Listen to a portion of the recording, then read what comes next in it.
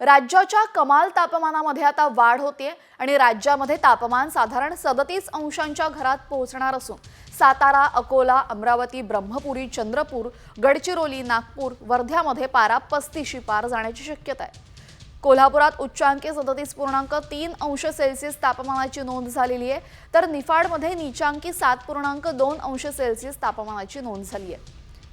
पुढील काही काळामध्ये राज्यामध्ये उष्णतेची लाट येण्याची शक्यताही हवामान खात्याने वर्तवलेली आहे।